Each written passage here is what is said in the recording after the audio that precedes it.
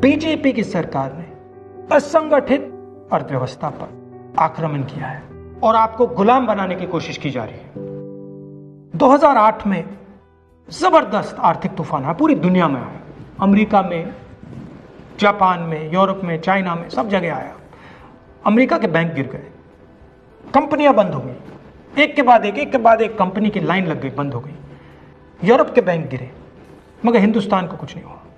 UPA की सरकार थी, प्रधानमंत्री जी के पास गया और मैंने उनसे पूछा, मनमोहन सिंह जी बताइए, पूरी दुनिया में आर्थिक नुकसान हुआ है, हिंदुस्तान को कोई असर नहीं हुआ, कारण क्या है? मनमोहन सिंह जी ने कहा, राहुल, अगर हिंदुस्तान की अर्थव्यवस्था को समझना चाहते हो तो यह समझना होगा कि हिंदुस्तान में दो अर्थव्यवस्थाएं हैं। पहली असंगठित अर्थव्यवस्था और दूसरी संगठित अर्थव्यवस्था। संगठित अर्थव्यवस्था में बड़ी कंपनियां, नाम आप जानते हो। असंगठित अर्थव्यवस्था में किसान, मजदूर, छोटे दुकानदार, मिडिल साइज कंपनीज। जिस दिन तक हिंदुस्तान का असंगठित सिस्टम मजबूत है, उस दिन तक हिंदुस्तान को कोई भी आर्थिक तूफान छू नहीं सकता। अब आज के दिन आते हैं। पिछले 6 साल से बीजेपी की सरकार ने असंगठित अर्थव्यवस्था पर आक्रमण किया है। 3 बड़े उदाहरण तो मैं आपको अभी दे देता हूं। नोटबंदी, गलत जीएसटी और लॉकडाउन।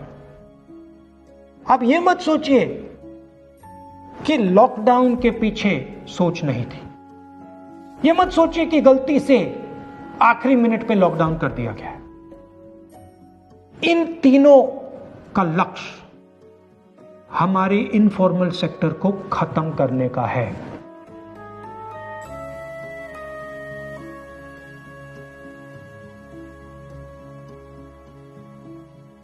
प्रधानमंत्री जी को अगर सरकार चलानी है, मीडिया की जरूरत है, मार्केटिंग की जरूरत है।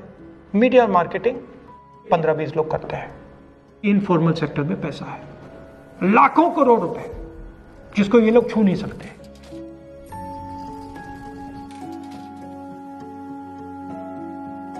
इसको ये लोग तोड़ना चाहते हैं, पैसा लेना चाहते हैं। इसका नतीजा आएगा। नतीजा यह होगा कि हिंदुस्तान रोजगार पैदा नहीं कर पाएगा। क्यों? क्योंकि इनफॉर्मल सेक्टर 90% से ज्यादा रोजगार देता है।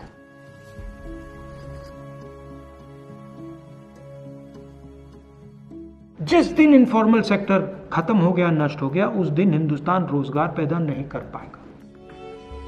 आप ही इस देश को चलाते हो, आप ही इस देश को आगे ले जाते हो और आपके खिलाफ साजिश हो रही है। आपको ठगा जा रहा है और आपको गुलाम बनाने की कोशिश की जा रही है। हमें इस आक्रमण को पहचानना पड़ेगा और पूरे देश को मिलकर इसके खिलाफ लड़ना पड़ेगा।